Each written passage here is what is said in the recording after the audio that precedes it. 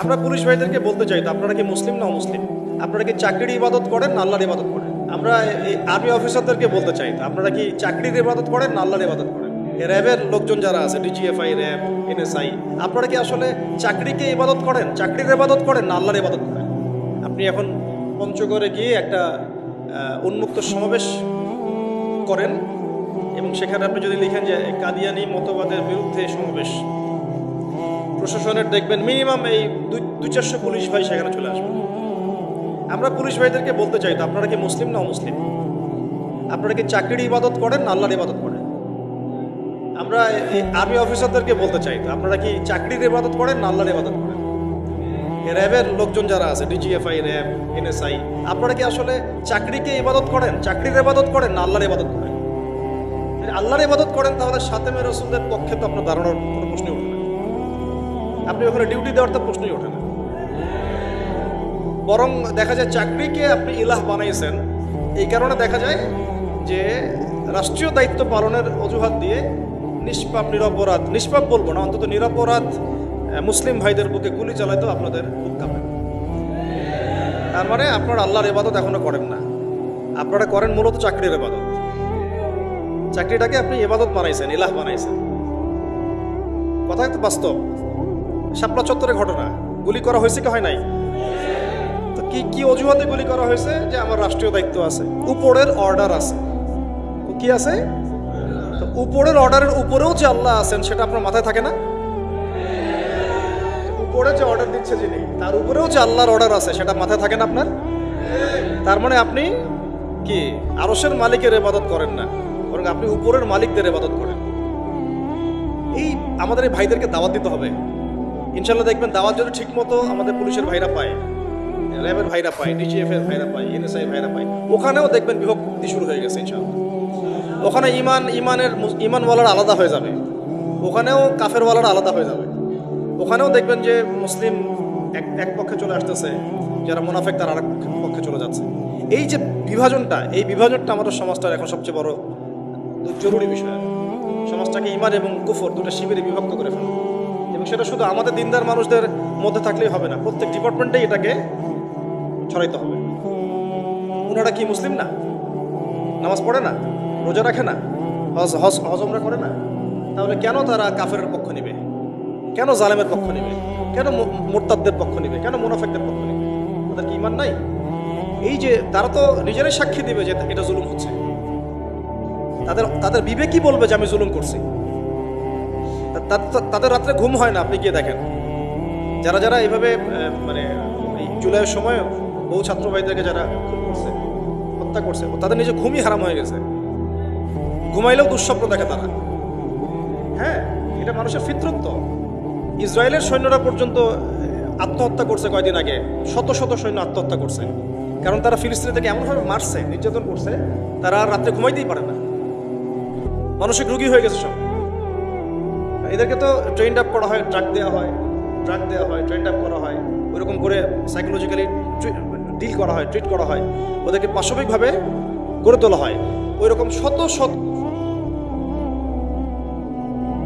অনলাইনে যান দেখেন কেন করছে। তারাও তো মানুষ, তারা বুঝতে শিখছে যে না, আমার তো এটা মনুষ্যত্বের ফিতরত, এটা তো আমার করা উচিত হয় নাই। শেষে আর কোনো উপায় নাই, কিন্তু আপনাদের সামনে উপায় আছে। খাস তওবা করে ফিরে আসলে আল্লাহ এখনো মাফ করতে পারেন। আপনাদের সামনে একটা খালি মিসাল দিয়ে দিই। খালিদ বিন ওয়ালিদ রাদিয়াল্লাহু আনহু, নাম শুনছেন না? উহুদের যুদ্ধে তিনি কাফেরদের পক্ষে ছিলেন। উহুদের যুদ্ধে কার পক্ষে ছিলেন? কাফেরদের পক্ষে ছিলেন। এবং তার একক প্রচেষ্টায় প্রায় বলা যায় যে 60-70 জন মুসলমান শহীদ হয়ে গেছে। যুদ্ধের শুরুর দিকে তো আমরা জিতে গেছিলাম, এবং তিনি পিছনের দিকে সুযোগের অপেক্ষা করছিলেন। যখন জাবাল রুমা থেকে সাহাবায়ে কেরাম নেমে আসলেন আল গানিমা বলে, তখন তিনি পিছন দিক থেকে 100 ঘোড়সওয়ার নিয়ে এসে আক্রমণ করলেন। করে যুদ্ধের পুরো গতিপথই পরিবর্তন হয়ে গেল। আমরা সাময়িকভাবে বিপর্যয়ের সম্মুখীন হয়ে গেল। এমনকি নবী সাল্লাল্লাহু আলাইহি ওয়াসাল্লামের দাঁতও শহীদ হয়ে গেল। বহু সাহাবায়ে কেরাম অল্প সময়ের মধ্যেই শহীদ হয়ে গেলেন। এমনকি হামজা রাদিয়াল্লাহু আনহুও শহীদ হয়ে গেলেন। এটার মধ্যে সবচেয়ে বড় ভূমিকা কার ছিল? খালিদ বিন ওয়ালিদ রাদিয়াল্লাহু আনহু। এরপরে তিনি মুসলিম হয়েছেন। মুসলিম হওয়ার পরে তিনি আরো 100টা করেছেন ইসলামের পক্ষে, এবং কোনো তিনি পরাজয় বরণ করেন নাই। ওই খালিদ বিন ওয়ালিদ রাদিয়াল্লাহু আনহুর হাতেই সিরিয়া বিজয় হয়েছে, পারস্য বিজয় হয়েছে, হীরা নগরী বিজয় হয়েছে, মাদিয়ান বিজয় হয়েছে, তারপরে আপনার ওই যে বাহরাইন, ওই যে জর্ডান, এই সব জায়গাগুলো বিজয় হয়েছে কার হাতে? এই খালিদ বিন ওয়ালিদ রাদিয়াল্লাহু আনহু। তা আমরা চাই আমাদের আর্মির ভাইরা, র্যাবের ভাইরা, পুলিশ প্রশাসনের ভাইরা, আপনারা খালিদ বিন ওয়ালিদ হয়ে যান, আব্দুল্লাহ বিন উবাই হয়েন না। আপনারা পারলে খালিদ বিন ওয়ালিদ হন, আব্দুল্লাহ বিন উবাই হয়েন না। আব্দুল্লাহ বিন উবাইকে তো চিনেন নাকি? এটাও ব্যাখ্যা করতে হবে। ওই উহুদ যুদ্ধের দিন গেছিল সাথে, চলো আমরা যুদ্ধ করতে যাব। যেই শুনছে যে এখানে বাপরে বাপ মুশরিকদের সংখ্যা তো প্রায় 3000, তখন ওই 300 সৈন্য নিয়ে উল্টা দিকে টান দিয়েছে আর কি। সূরা আলে ইমরানে আসছে আয়াতটা, আমরা যদি জানতাম যে যুদ্ধ বলে কিছু আছে, আমি জীবনেও মুসলিম হইতাম না। তো আপনারা ইনসাফ কায়েম করেন।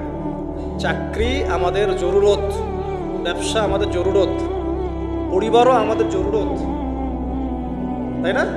বাড়ি আমাদের জরুরত, পেনশন আমাদের জরুরত, জমি আমাদের জরুরত। এগুলো নিয়ে কেউ কবরে যাব না আমরা, এগুলো নিয়ে কেউ কবরে যাব না আমরা। অতএব এই ক্ষণস্থায়ী বিষয়গুলোকে প্রাধান্য দিয়ে এই চিরস্থায়ী আখিরাত নষ্ট করিয়েন না আপনারা। এই ভাইদেরকে দাওয়াত দিতে হবে বেশি বেশি করে। আল্লাহ পাক আমাদের এই প্রত্যেক ভাইদেরকে যেন কথাগুলো বোঝার এবং আমল করার তৌফিক দেন, হেদায়েত যেন নসিব করে নেন। তাদের মধ্য থেকে আল্লাহ যেন ওমর এবং খালিদের মতো মানুষ বের করে নিয়ে আসেন। এটা কিন্তু সত্য কথা যে এই প্রত্যেকটা বিভাগের মধ্যেই এমন অনেক ভাই আছে যারা ইসলামকে মহব্বত করেন, ভালোবাসেন, এবং মুসলিমদেরকে মহব্বত করেন, ভালোবাসেন, এবং আমাদের পক্ষে থাকতে চান। একটাই শব্দ, হুজুর স্যার আমাদের চাকরি। আমাদেরকেও বের করে দেওয়ার সময় বলতেছিল যে আমাদের জন্য বদদোয়া করিয়েন না, এটা আমাদের চাকরি। ভাই আমাদের জন্য বদদোয়া করিয়েন না, এটা আমাদের চাকরি। তো আমরা বদদোয়া করি না, বদদোয়া করিও নাই। কথা হচ্ছে এখন আপনি চাকরির ইবাদত করবেন না, ইবাদত করবেন কার? আল্লাহ। যে চাকরি আপনাকে জুলুম করতে বলবে ওই চাকরি আপনি ছেড়ে দিয়ে চলে আসবেন। যে চাকরি আপনাকে নিরপরাধ মানুষের উপর গুলি চালাইতে বলবে ওই চাকরির মুখে লাথি মেরে চলে আসবেন। আর যে আদর্শ আপনাকে আল্লাহ এবং তার রাসূলের পক্ষে নিয়ে আসবে তার জন্য আপনি জীবন উৎসর্গ করে দিবেন। এইরকম যদি ইমানদার হইতে পারেন ইনশাআল্লাহ আগের সব গুনাহ আল্লাহ মাফ করে দিতে পারেন। এমন হাদিস আছে, দুই ব্যক্তিকে দেখে আল্লাহ পাক হাসবেন কিয়ামতের মাঠে। আল্লাহ পাক কেমন করে হাসবেন ওইটা আবার ব্যাখ্যা করার দরকার নেই। এই হাসি মানে আমাদের হাসি কখনোই না, এটা আল্লাহর শানের মতো। আল্লাহ ভালো জানেন, আল্লাহু আ'লাম বিসওয়াব। আমরা জানি না, যতটুকু এসেছে এতটুকু বললাম। কোন দুই ব্যক্তি? একজন ব্যক্তি আগে কাফের ছিল, মুসলিমদের বিরুদ্ধে যুদ্ধ করেছে, করে কোনো মুসলিমকে শহীদ করেছে। পরে সেই ব্যক্তি আবার মুসলিম হয়েছে, হয়ে ইসলামের পক্ষে যুদ্ধ করেছে, করে আবার শহীদ হয়েছে। এই দুই ব্যক্তি একসাথে জান্নাতে যাবে। আল্লাহ রাব্বুল আলামিন দেখে হাসবেন, এই দুই ব্যক্তি কিভাবে জান্নাতে যাচ্ছে। তো এখানে একটা বার্তা তাদের জন্য আছে। আল্লাহ পাক আমাদের ভাইদেরকে রমজান মাসের ওসিলায় যেন বোঝার তৌফিক দেন।